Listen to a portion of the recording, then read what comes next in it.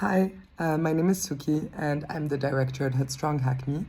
We're a low-cost therapy service that offer therapy for 15 to 35 pounds in East London. I was asked by your lovely teacher to give you a bit more information about what it was like navigating my career and going through the process of, getting to where I am now. So I think one of the biggest challenges for me in my career is that I never really had a sense of what it is that I wanted to do for sure. I had friends around me who always knew they wanted to be a doctor or that they wanted to be an artist or something like that, but I never really knew what it is that I wanted to do.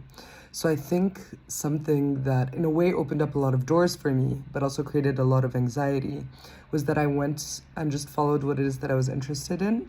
So I did an undergrad degree in media, culture, and communication. I did a master's in human resources and organization, and then another master's in psychoanalytic developmental psychology. So I got to learn a little bit and in all these different kind of sectors. And that kind of built my ability to now do what it is that I do today, which is essentially synthesize my interest in psychology and psychoanalysis, and also my experience and everything I've learned about human resources, running organizations, and things like that. That being said, it wasn't a clear path at all. I got very lucky that I met my co-founder at school, and that we tried out a few ideas in order to get to where we are now.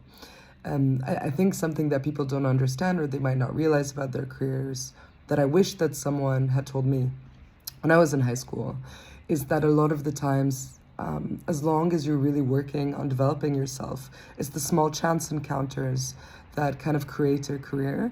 It's the network of people that you meet.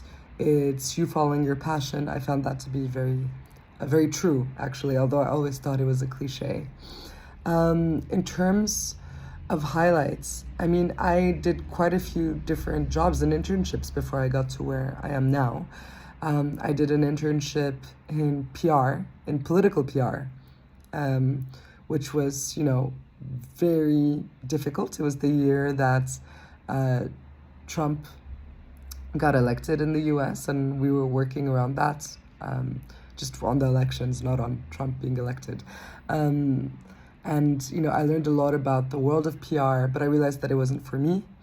I then went and worked at a startup that was a B2B clothes startup. I'm not particularly into fashion, if you can't tell. So I learned a lot there, but it wasn't what I wanted to do. But no matter what it is that I was studying, I would take any job opportunities that I could get in order to be able to develop some skills, because a lot of skills are translatable from career to career, from sector to sector. And I found that to be very true. And now I'm also, in parallel to my time and my work, I'm training to be a psychoanalyst. So my Saturdays are me training to even further, my position as a clinician.